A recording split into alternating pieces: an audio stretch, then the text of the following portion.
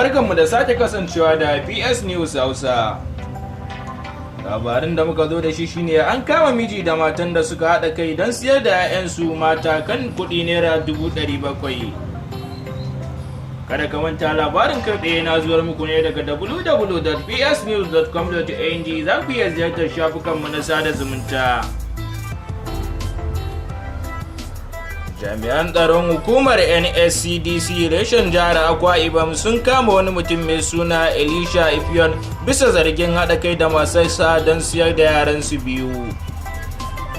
Sai dai sun ce talauci da wahalar rayuwa ne suka kai su ga yanke wannan shawara.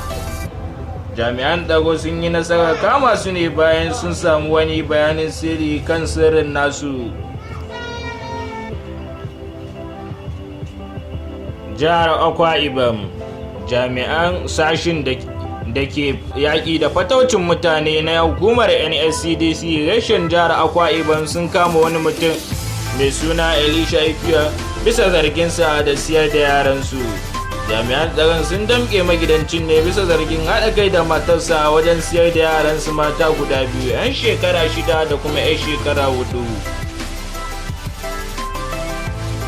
Kamar yadda jaridar Pond ta rawaito cewa an kama Ifiyan wanda yake zaune a Kamaru tare da matarsa Uyo babban birnin jihar a ranar 15 ga watan Nuwamba bayan samun wani bayanan sirri yayin da yake kokarin siyar da yaransa masu suna Abasifek Edit da kuma Richard Edit. A cikin wata sanarwa da jami'in hulɗa da jama'a na rundunar Umar Ikem ya saki cewa a ranar Laraba waɗanda ake zargi sun bayyana cewa sun yanke shawarar siyar da yaransu ne saboda tsananin wuya da suke ciki. A cewar wanda ake zargi ya sanar da wani jami'in tsaro mai zaman kansa shirinsa yayin da shi kuma ya sanar da kwamandan rundunar Mr. Ademi wanda ya yi umarnin kama mai laifin.